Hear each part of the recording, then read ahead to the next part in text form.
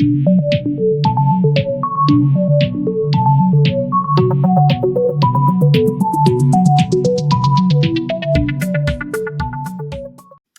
day, dear friends. It's such a privilege for me to share with you on day 12 of this, the Purpose Driven Life series.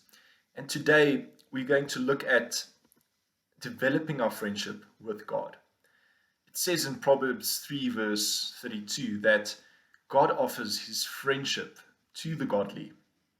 James 4 verse 8 also says that if we draw close to God, then God will draw close to us. You see, we're as close to God as we choose to be. If we want a deeper, more intimate connection with God, then there are a few pointers that we need to follow. For instance, we must learn to honestly share our feelings with him, trust him when he asks us to do something, and learn to care about the things that he cares about, and also desire God's friendship above anything else.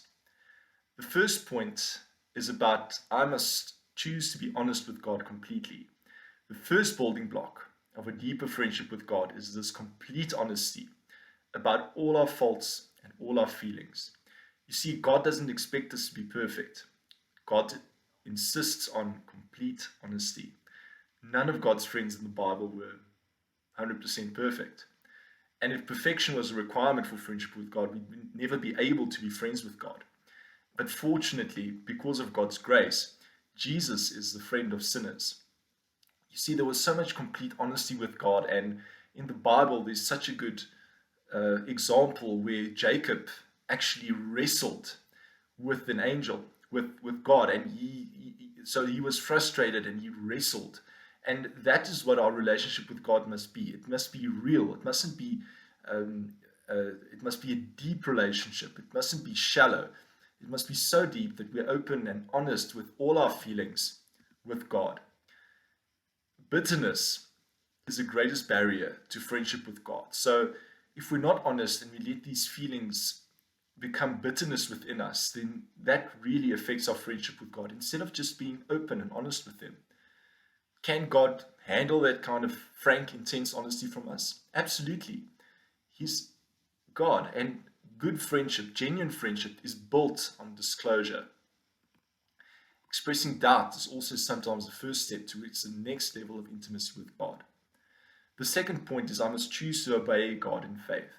Every time we trust God's wisdom, do what he says, then we deepen our friendship with God. Jesus made it clear that obedience is a condition of intimacy with God. He said, "You are my friends if you do what I command."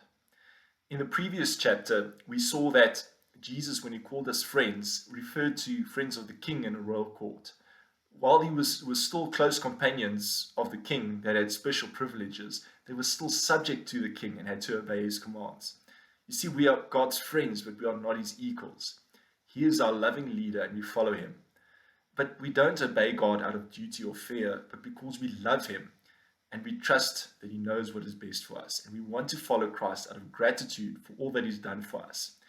The more that we follow him, the more that we obey him, the deeper our friendship with him becomes. I must also choose to value the things that God values. This is what friends do. They care about the things that their friends care about. And the more that we become God's friend, the more that we will care about the things of God, grieve over the things that he grieves over, and rejoice over the things that bring pleasure to him.